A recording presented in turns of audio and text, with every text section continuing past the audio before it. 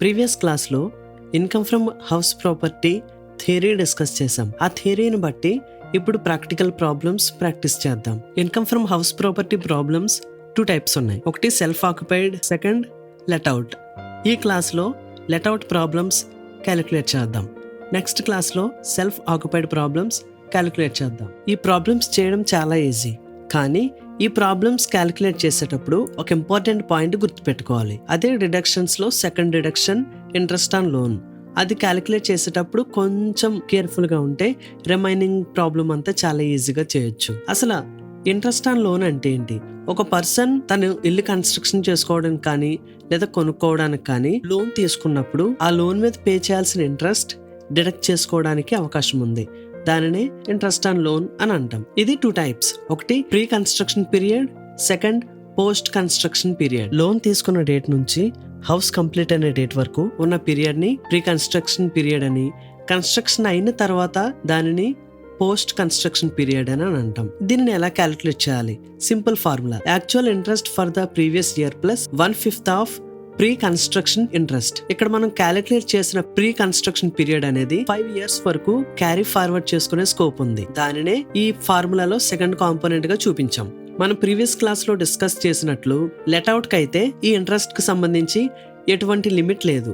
కానీ self occupied కి 1 April 1999 తర్వాత లోన్ తీసుకుంటే దానికి 2 lakhs వరకు పర్మిషన్ ఉంది. ఒక ఎగ్జాంపుల్ చూద్దాం. మిస్టర్ ఏ 1 ఏప్రిల్ 2021 4 lakhs కి 9% ఇంట్రెస్ట్ లోన్ తీసుకున్నాడు.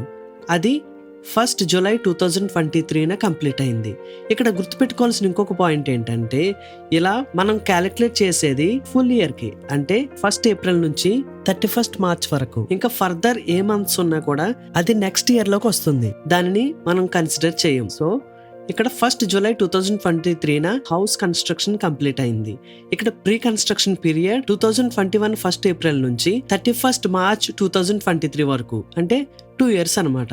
ఇక్కడ ఇంక్లూడ్ అయిన ప్రీవియస్ ఇయర్స్ 2021-22 అండ్ 2022-23. సో దీన్ని క్యాలిక్యులేట్ చేస్తే 9% అన్నాడు కాబట్టి 2 years 72,000 వచ్చింది. ఇది ప్రీ కన్స్ట్రక్షన్ పీరియడ్. దాని తర్వాత కరెంట్ ఇయర్ కూడా క్యాలిక్యులేట్ చేయాలి కదా. సో 4 lakhs మీద 9% క్యాలిక్యులేట్ చేస్తే 36,000 వచ్చింది. ఇది డిడక్షన్. ఒకవేళ సెల్ఫ్ ఆక్యుపైడ్ అయితే 2 lakhs వరకు పర్మిషన్ ఉంది. ఈ ప్రాబ్లం చూడండి. A house was completed on 1 April 2023. 1 April 2023 నుంచి 31 డిసెంబర్ వరకు దీన్ని రెంట్కి ఇచ్చారు. 1 జనవరి 2024 నుంచి ఆ హౌస్ లో వీళ్ళే ఉంటున్నారు. ఇక్కడ ప్రీ కన్స్ట్రక్షన్ పీరియడ్ 1 ఏప్రిల్ 2020 నుంచి 31 మార్చ్ 2023 వరకు. ఎందుకంటే 1 ఏప్రిల్ 2023 హౌస్ కన్స్ట్రక్షన్ కంప్లీట్ అయింది. ఇక్కడ ఇంకో గుర్తుపెట్టుకోవాల్సిన పాయింట్ ఏంటంటే, ఇక్కడ కొన్ని ఎక్స్పెన్సెస్ ఇచ్చాడు.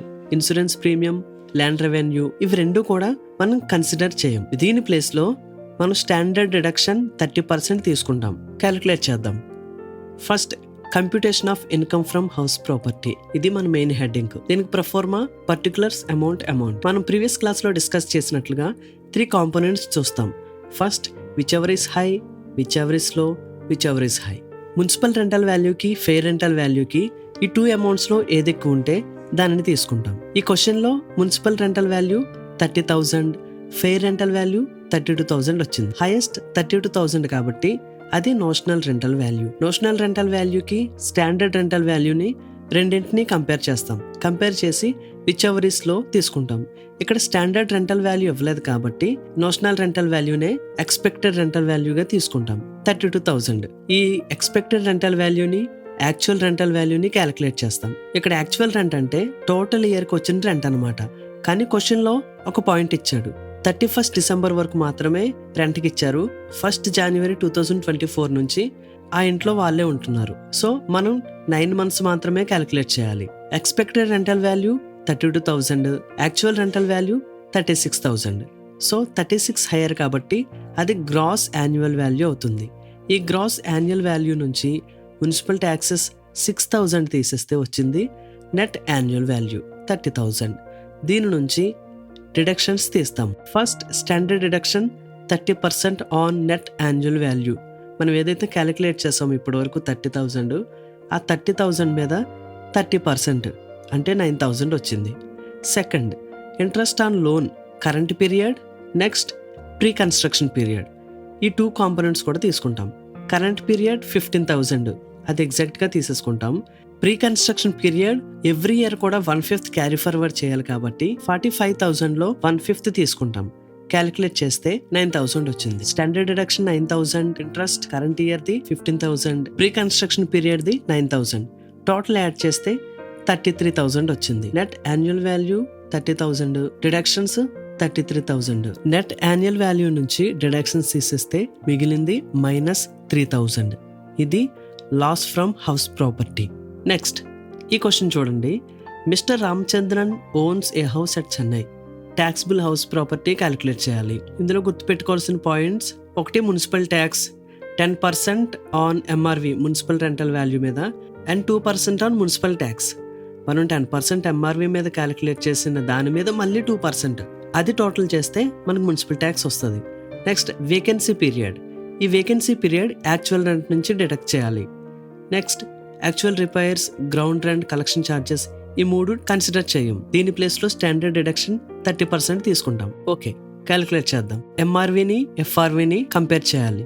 ఏది ఎక్కువ ఉంటే అది తీసుకుంటాం. ఎంఆర్వి 40,000, ఎఫ్ఆర్వి 36,000. ఇందులో ఏదైతే హై ఉంటుందో అది notional rental value. Notional rental వాల్యూని స్టాండర్డ్ రెంటల్ వాల్యూని కంపేర్ చేస్తాం. ఏదిలో ఉంటే అది expected rental value. Notional rental value 40,000, standard rental value 38,000, వచ్చిన expected rental value 38,000, which ever is లో కాబట్టి ఎక్స్పెక్టెడ్ రెంటల్ వాల్యూకి యాక్చువల్ రెంటల్ వాల్యూని కంపేర్ చేస్తాం. యాక్చువల్ రెంటల్ వాల్యూ నుంచి వేకెన్సీ పీరియడ్ తీసేయాలి. Actual rental value 4,000 per month కాబట్టి 4,000 × 12 48,000, విచ్ ఎవర్ ఇస్ హై 48,000. ఈ 48,000 నుంచి వేకెన్సీ పీరియడ్ ఎన్ని మంత్స్? 3 మంత్స్. 4,000 × 3 12,000 డిడక్ట్ చేస్తే గ్రాస్ యాన్యువల్ వాల్యూ 36,000 వచ్చింది. దీని నుంచి మనం మున్సిపల్ ట్యాక్స్ తీసేయాలి. Municipal tax 10% on MRV calculate చేస్తే 4,000 వచ్చింది. నెక్స్ట్ ఈ వచ్చిన 4,000 మీద ఎక్స్ట్రా 2% సెస్, అది కూడా క్యాలిక్యులేట్ చేస్తే 80 రూపీస్ వచ్చింది. 4,000 × 2/100 క్యాలిక్యులేట్ చేస్తే టోటల్ మున్సిపల్ ట్యాక్స్ 4,080 రూపీస్. దీన్ని కూడా డిడక్ట్ చేస్తే వచ్చిన నెట్ యాన్యువల్ వాల్యూ 31,920. సో దీని నుంచి మనం ఏం చేయాలి? డిడక్షన్స్ తీసేయాలి. 2 టైప్స్ డిడక్షన్స్ ఉన్నాయి. Standard deduction 30% on net annual value. 31,920 net annual value కాబట్టి దాని మీద 30% 9,576. Interest on loan question loan ఇచ్చేసాడు కాబట్టి 12,000. దీని మీద ప్రీ కన్స్ట్రక్షన్ పీరియడ్ ఏమీ లేదు. సో ఈ టోటల్ 21,576. నెట్ యాన్యువల్ వాల్యూ నుంచి టోటల్ డిడక్షన్స్ డిడక్ట్ చేస్తే వచ్చింది 10,344. ఇదే ఇన్కమ్ ఫ్రమ్ హౌస్. మీకు ఇంకా ఏమైనా డౌట్స్ ఉంటే కామెంట్ చేయండి. ఈ వీడియోస్ మీ ఫ్రెండ్స్ కూడా షేర్ చేయండి. Thank you.